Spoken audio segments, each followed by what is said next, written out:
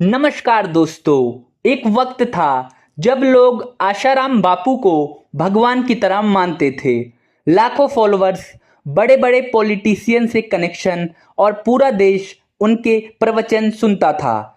और वही आदमी जो करोड़ों लोगों को भगवान का रास्ता दिखाता था, स्पिरिचुअल बनाता था। और जब उसी इंसान पर रेप, सेक्सुअल असॉल्ट और मर्डर की साजिश रचने के इल्जाम लग जाएं, इसके अलावा जो गवाह थे उनके भी मर्डर करने के इल्जाम लग जाएं, तो ऐसे इंसान को हम गॉडमैन, गुरु माने या फिर शैतान माने, या फिर हम कह सकते हैं कि ये आदमी एक ऐसा चोला पहन के घूम रहा था जिसके आगे तो भगवान थे लेकिन उसके पीछे एक शैतान छिपा हुआ था। तो दोस्तों, बचपन से ही इनके ऊपर कई सारे इल्जाम लगे थे। जैसे कि ऐसा कहा जाता है कि 1959 में इनके ऊपर मर्डर का पहली बार इल्जाम लगा था। इसके बाद ये कहीं भाग गए और पुलिस के पास भी ज़्यादा सबूत नहीं थे, जिसकी वजह से इनके ऊपर कोई केस नहीं चल पाया। इसके अलावा कुछ लोग बोलते हैं कि एक टाइम ऐसा था जब ये गुजरात में शराब तस्करी का काम करते थे। तो दोस्तों, ऐसे कर करके बचपन से लेके इनके बुढ़ापे तक कई सारे इन पे इल्जाम लगे हैं। तो दोस्तों, आज की इस वीडियो में हम इसी बारे में डिटेल में बात करने वाले हैं कि कैसे आसाराम बापू बने, इतने बड़े गॉडमैन बने, कैसे इनके 400 से अधिक आश्रम पूरे देश विदेश में खुले, कैसे इनके 4 से 5 करोड़ लोग फॉलोअर्स बने। सारी चीजें हम डिटेल में बात करेंगे, लेकिन उससे पहले मैं चाहूंगा कि आप मेरे इस चैनल को सब्सक्राइब कर लो ताकि मैं थोड़ा मोटिवेट हो सकूं आप लोगों के लिए और भी अच्छी अच्छी और बेहतरीन वीडियो बनाने के लिए। तो दोस्तों, अब हम वीडियो में आगे बढ़ते हैं। आसाराम का असली नाम था आसुमल सिरू मलानी। इनका जन्म 17 अप्रैल 1941 को पाकिस्तान के सिंध प्रांत में हुआ था। तो दोस्तों, बंटवारे से पहले जो इनका परिवार था वो पाकिस्तान में रहता था और इनके फादर की स्थिति काफ़ी अच्छी थी। बंटवारे के बाद इनके फादर पाकिस्तान को छोड़ के हिंदुस्तान आ गए और हिंदुस्तान में गुजरात के अहमदाबाद में जाके बस गए। गुजरात में इनकी स्थिति काफ़ी अच्छी नहीं थी। इसके बाद इनके फादर ने लकड़ी और कोयले का काम शुरू किया और फिर धीरे धीरे करके इनकी आर्थिक स्थिति थोड़ी ठीक हुई। इसके बाद आसाराम को उनके घर वालों ने एक स्कूल में दाखिला दिलवा दिया। स्कूल में पढ़ने में ये काफ़ी ठीक ठाक थे। टीचर्स ऐसा बताते थे कि इनकी याददाश्त काफ़ी अच्छी थी। जिस चीज़ को एक बार याद कर लेते थे ये जल्दी भूलते नहीं थे। इसके बाद क्या होता है दोस्तों, धीरे धीरे करके आसाराम बापू बड़े होते गए और इसके बाद जब आसाराम बापू करीब करीब 7 या 8 साल के थे, इनके फादर की देहांत हो जाती है। इसके बाद आसाराम बापू को मजबूरी में आके स्कूल की पढ़ाई छोड़ के दूसरे काम करने पड़ते हैं। जैसे कि अजमेर स्टेशन से लेके ये अजमेर दरगाह तक टांगा चलाते थे। इसके अलावा कुछ लोग कहते हैं कि ये अपने किसी रिलेटिव की दुकान में जाके काम करते थे। काफ़ी टाइम तक ऐसा चलता रहा। जब आसाराम बापू की एज 15 से 16 साल के आसपास हो गई, उसके बाद क्या होता है कि कुछ लोग ऐसा कहते हैं कि आसाराम बापू गुजरात में शराब तस्करी का काम करने लगे और उससे वो अच्छी खासी कमाई करते थे। वो शराब को गलत तरीके से एक स्टेट से दूसरे स्टेट पहुंचाते थे या फिर अपने ही स्टेट में बेचा करते थे।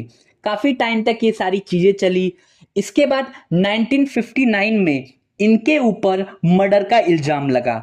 उसके बाद जब उनके ऊपर ये इल्ज़ाम लगता है तो वो उस एरिया को छोड़ के कहीं और भाग जाते हैं और फिर पुलिस के पास भी ज़्यादा सबूत नहीं मिलता और फिर ये केस आगे नहीं बढ़ पाता। तो दोस्तों, ऐसे कर करके आसाराम बापू की ज़िंदगी आगे बढ़ती रहती है। कुछ लोग इनको अच्छा मानते थे बचपन में और कई सारी चीज़ें ऐसी रिपोर्ट निकल के आई हैं कि बचपन से ही ये गलत काम करते थे। तो दोस्तों, इसके बाद क्या होता है कि धीरे धीरे करके इनकी एज बढ़ रही थी, तो इनके घर वालों ने इनको शादी करने के लिए बोला। तो इनकी जो किताब है जो प्रकाशित हुई है उसमें लिखा हुआ है कि इन्होंने शादी करने से इनकार कर दिया। इनका कहना था कि इनको आगे संत बनना है और भगवान की प्राप्ति करनी है। इसके बाद क्या होता है, इनके घर वाले नहीं मानते और शादी फिक्स कर देते हैं। जब इनकी शादी के सिर्फ 8 दिन रह गए थे तो ये घर छोड़ के भाग जाते हैं।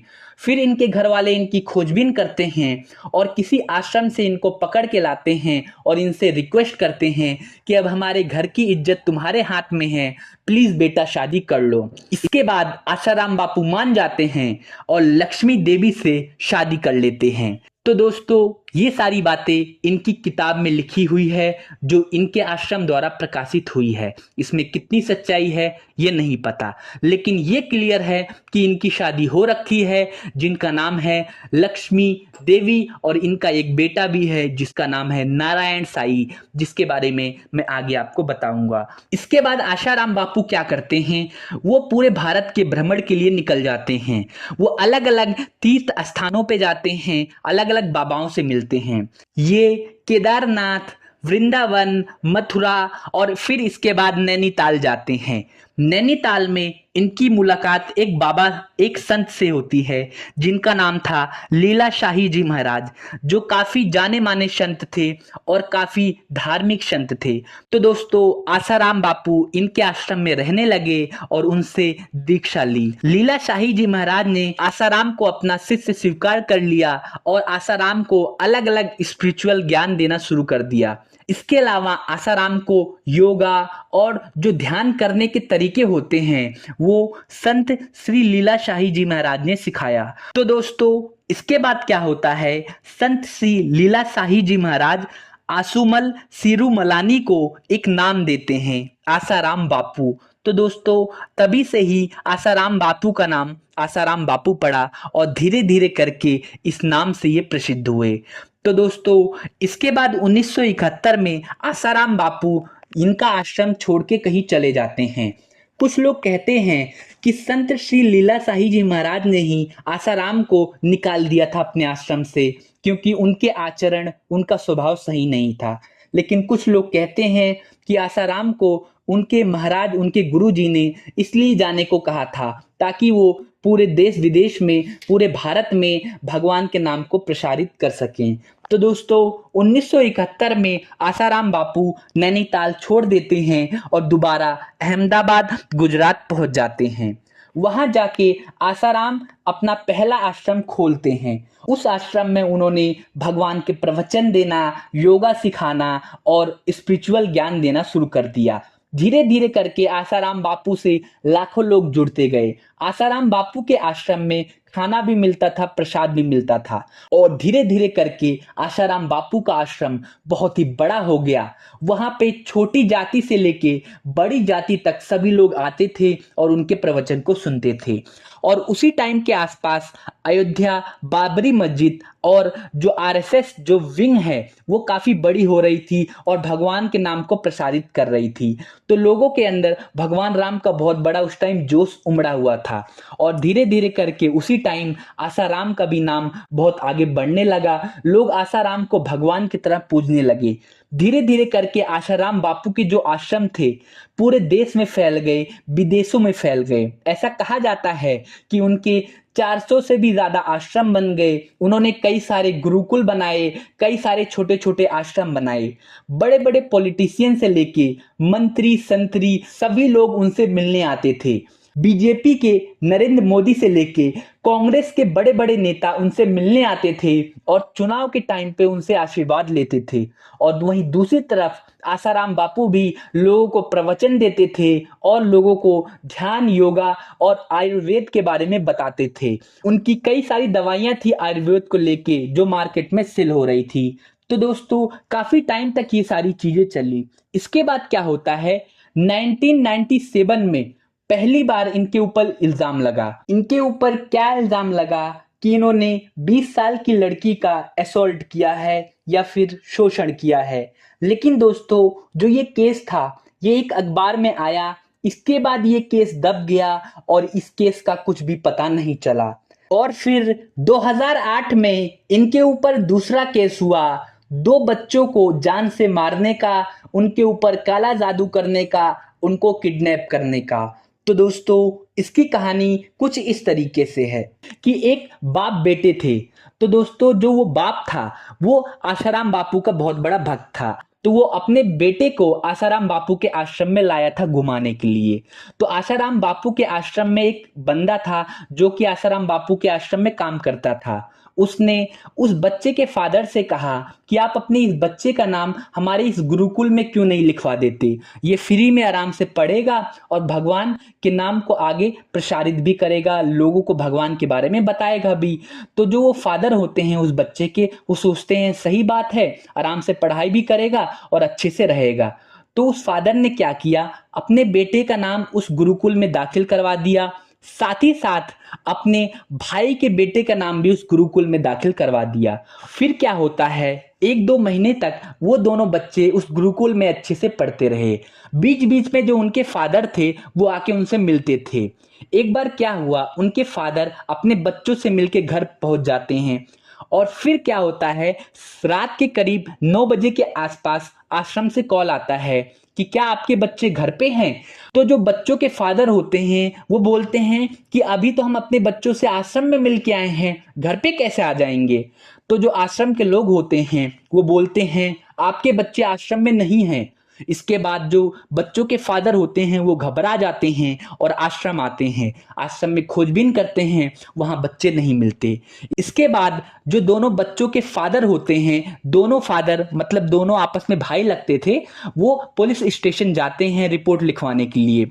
वहां पे पहले से ही आश्रम के कुछ कर्मचारी पुलिस वालों से बातचीत कर रहे थे।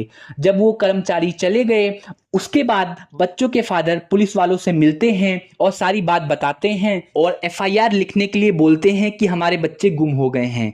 पुलिस इस पे उन दोनों पे गुस्सा करती है और बोलती है कोई एफआईआर नहीं लिखा जाएगा, आप दोनों के बच्चे वापस आ जाएंगे, आप लोग जाइए। इसके बाद क्या होता है, जो वो आश्रम के पुजारी होते हैं जो पहले पुलिस स्टेशन में बैठे थे, वो उन दोनों से मिलते हैं और बोलते हैं कि आपके बच्चे जल्दी आ जाएंगे। जो बच्चों के फादर होते हैं वो घर चले जाते हैं, लेकिन 4-5 घंटे बाद भी उन बच्चों का पता नहीं चलता और फिर अगले दिन उन बच्चों की लाश एक नदी में मिलती है। दोनों बच्चे एक नदी में तैर रहे होते हैं मरे हुए हालात में। इसके बाद पुलिस इन्वेस्टिगेशन करती है और पता चलता है कि उनके शरीर पे कोई चोट तो नहीं था, लेकिन ऐसा लग रहा था कि किसी ने जानबूझ के डुबाया है। और फिर जो बच्चों के फादर होते हैं वो आश्रम के ऊपर काला जादू के इल्जाम लगाते हैं और भी कई सारे इल्जाम लगाए जाते हैं और सीबीआई जांच की मांग करते हैं। फिर सीबीआई जांच होती है, लेकिन काफी सालों तक इसकी कोई रिपोर्ट निकल के नहीं आती। ये केस कहीं ना कहीं दब गया था। उसके बाद क्या होता है, धीरे धीरे करके आसाराम बापू की विरासत बढ़ती जाती है और आसाराम की कुल संपत्ति 10,000 करोड़ से भी ज्यादा की हो जाती है और लाखों लोग आसाराम को रोज सुनने आया करते थे। लेकिन दोस्तों, जैसे कि आप लोगों को पता है कि पाप का घड़ा एक ना एक दिन जरूर भरता है और आसाराम बापू के पाप का घड़ा भरा 20 अगस्त 2013 के दिन, जब दिल्ली के एक पुलिस स्टेशन में एक लड़की और उसके मम्मी पापा पुलिस स्टेशन में एंटर करते हैं और पुलिस वालों से बोलते हैं कि हमें आसाराम बापू के खिलाफ यौन उत्पीड़न का केस दर्ज करवाना है। हमारी बेटी के ऊपर आसाराम बापू ने जबरदस्ती की और उसको कैद करके रखा। जैसे ही पुलिस वालों को ये सारी बातें सुनने को मिलती हैं, उनके पैरों तले जमीन खिसक जाती है। पहले तो इन लोगों को यकीन नहीं होता। इसके बाद दिल्ली के पुलिस वाले पूछते हैं कि ये घटना कहाँ की है और कब हुई।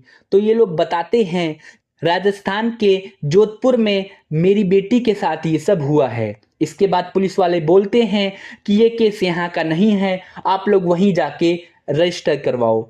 इसके बाद जो पुलिस वाला होता है वो सीनियर ऑफिसर को कॉल करता है और बताता है कि ऐसी ऐसी घटना हुई। इसके बाद जो वो सीनियर पुलिस वाले थे वो तुरंत उस ऑफिसर को बोलते हैं कि इस एफआईआर को दर्ज करो। बेशक से ये केस हमारे इधर का नहीं है, लेकिन फिर भी तुम एक 0 एफआईआर दर्ज कर सकते हो। इसके बाद आसाराम बापू के ऊपर 0 एफआईआर दर्ज होती है और फिर जो इस केस को राजस्थान के जोधपुर के उस इलाके में ट्रांसफर किया जाता है जिस इलाके की ये घटना थी। तो दोस्तों इसके बाद जो फैमिली वाले होते हैं वो जोधपुर जाते हैं और पुलिस वालों से बातचीत करते हैं और फिर पुलिस वाले बोलते हैं कि विस्तार में बताइए कि आप लोगों के साथ क्या क्या हुआ। तो दोस्तों ये लोग बताते हैं कि ये लोग आसाराम बापू के बहुत बड़े भक्त थे। जहां पे भी आसाराम बापू के कथा या प्रवचन होते थे वहां पे ये लोग जरूर जाते थे। तो दोस्तों इन लोगों ने बताया कि जब हमने अपनी बेटी को पहली बार इनके प्रवचन में ले गए तो आसाराम बापू जब पहली बार इससे मिले, इसको दूर से देखा तो कुछ देर तक देखते रहे और बोले कि आपकी बेटी बड़ी होके जरूर देश का नाम रोशन करेगी। इसके बाद ये लोग खुश हो जाते हैं और अपने घर वापस लौट जाते हैं। फिर दोस्तों क्या होता है कि आश्रम से इनके पास कॉल आता है और इनको बोला जाता है कि आप अपनी बेटी को हमारे गुरुकुल में भर्ती कर लो। लेकिन लड़की के माता पिता नहीं मानते और वो बोलते हैं नहीं, हम अपनी बेटी को कहीं और नहीं भेजेंगे। लेकिन फिर भी आश्रम वाले नहीं मानते और आश्रम वाले कई बार फोर्स करते हैं। तो दोस्तों आसाराम बापू के एक गुरुकुल में एक लड़की काम करती थी जिसका नाम था शिल्पी। तो दोस्तों शिल्पी जो थी वो एक हॉस्टल की वार्डन थी, मतलब जो गुरुकुल था उसकी एक वार्डन थी। तो आसाराम बापू शिल्पी को बोलते हैं कि इस लड़की को कैसे भी करके जो गुरुकुल है उसमें दाखिला दिलाओ। इसके बाद शिल्पी कई बार प्रयास करती है और खुद कई बार लड़की के मम्मी पापा से मिलने जाती है और बोलती है, फोर्स करती है कि आप अपनी बेटी को इस आश्रम में दाखिल करवाओ। इसके बाद उसके मम्मी पापा मजबूरन अपनी बेटी को उस आश्रम में दाखिल करवा देते हैं। काफी टाइम तक वो उस गुरुकुल में, उस आश्रम में पढ़ती है। एक बार क्या होता है, जो वो शिल्पी होती है वो उस लड़की को फोर्स करती है कि आप बाबा से मिलने चलो, आपके ऊपर कुछ भूत प्रेत का साया है जो बाबा दूर कर देंगे। तो लड़की पहले तो मना करती है, बोलती है मुझे ऐसी कोई प्रॉब्लम नहीं है। इसके बाद जो शिल्पी होती है वो लड़की की माँ बाप से बोलती है कि तुम्हारी बेटी पे कुछ भूत प्रेत का साया है। तो पहले तो माँ बाप बोलते हैं, मना करते हैं कि हमारी बेटी को ऐसी कोई प्रॉब्लम नहीं है।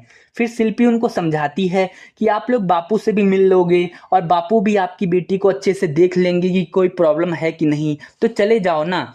इसके बाद माँ बाप भी रेडी हो जाते हैं। इसके बाद शिल्पी माँ बाप को और 16 साल की उस छोटी सी लड़की को बाबा के जोधपुर के आश्रम में भेज देती है। इसके बाद ये लोग जाते हैं, बाबा से मिलते हैं। बाबा इनसे 12 अगस्त को मिलते हैं और बोलते हैं कि हम तुम्हारी बेटी का इलाज 15 अगस्त के दिन करेंगे। इसके बाद फिर 15 अगस्त का दिन आता है और 15 अगस्त के दिन बाबा पहले तो माँ बाप के सामने ही उस बेटी को देखते हैं, सर पे हाथ रखते हैं और कुछ मंत्र पढ़ते हैं और फिर आसाराम बापू बोलते हैं कि तुम दोनों, मतलब माँ बाप को बोलते हैं कि तुम दोनों जाके बाहर गेट के पास एक मंत्र पढ़ो और मुझे तुम्हारी बेटी को आश्रम के अंदर ले जाना पड़ेगा और वहीं पे इनका भूत उतरेगा। इसके बाद माँ बाप गेट के बाहर जाके खड़े हो जाती हैं और फिर आसाराम बापू उस बच्ची को रूम के अंदर ले जाते हैं और लाइटें बंद कर देते हैं और खुद बिस्तर पे लेट जाते हैं। पहले तो लड़की काफी डरती है, वो सोचती है कि बापू ने लाइटें क्यों बंद कर दी। बच्ची घबराती है। इसके बाद आसाराम बापू उसके पास आते हैं, उसको अलग अलग जगहों पे छूने का प्रयास करते हैं और बोलते हैं कि मैं तुम्हारा भूत उतार रहा हूँ। अजीब अजीब तरीके से उसको छूते हैं, उसके साथ गलत काम करते हैं। इसके बाद जब लड़की विरोध करती है तो उसको डराते हैं, धमकाते हैं और बोलते हैं कि अगर तुमने किसी को बताया तो तुम्हारे मम्मी पापा को भी मार देंगे।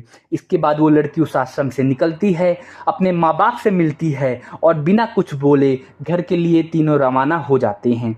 तो दोस्तों लड़की घर पहुंचने के बाद भी बहुत बेचैन थी। वो इन सारी चीज़ों को सहन नहीं कर पा रही थी और उसकी तबीयत धीरे धीरे खराब हो रही थी। इसके बाद उस लड़की ने अपनी मम्मी को सारी बात बताई।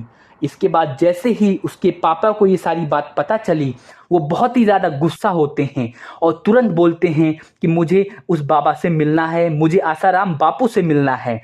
तुरंत तीनों आसाराम बापू से मिलने के लिए दिल्ली के लिए रवाना हो जाते हैं। तो दोस्तों आसाराम बापू का उस टाइम दिल्ली में प्रवचन चल रहा था, तो ये तीनों दिल्ली जाते हैं और आसाराम बापू से मिलने की कोशिश करते हैं, लेकिन उनको नहीं मिलने दिया जाता। इसके बाद ये तीनों पुलिस स्टेशन जाते हैं, वहां पे केस दर्ज कराने की कोशिश करते हैं और फिर 0 एफआईआर दर्ज होती है और फिर इन तीनों को जोधपुर भेज दिया जाता है और वहां पे ये सारी चीजें, ये सारी बातें वो पुलिस वालों को बताते हैं। इसके बाद क्या होता है, ये सारी बातें मीडिया में फैल जाती है। तो दोस्तों जो केस दर्ज हुआ था वो 20 अगस्त 2013 के दिन दर्ज हुआ था और 22 और 23 अगस्त तक ये सारी बातें मीडिया में आ गई थी और आसाराम बापू के कई सारे बयान आ रहे थे कि उन्होंने ऐसा कुछ नहीं किया, उनके ऊपर साजिश के तहत इल्जाम लगाए गए हैं। इसके बाद जो पुलिस होती है वो अलग अलग तरीकों से छानबीन करती है, जैसे कि आसाराम बापू के अलग अलग आश्रमों में पुलिस जाती है शादी वर्दी में, वहां पे अलग अलग लोगों से पूछताछ की जाती है। तो पता चलता है आसाराम बापू सेक्स एडिक्ट थे, मतलब कि इनको रोज अलग अलग लड़कियां चाहिए थी।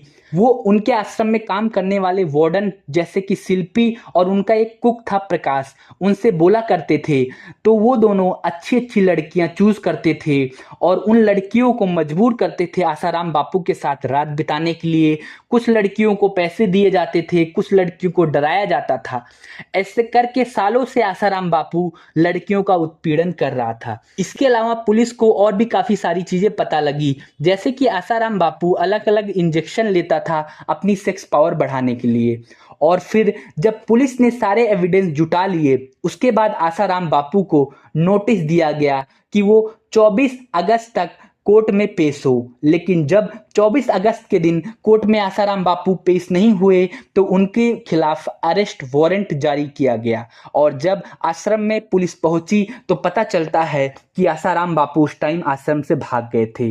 तो दोस्तों आसाराम बापू के ऊपर कई सारी धाराओं में केस दर्ज थे।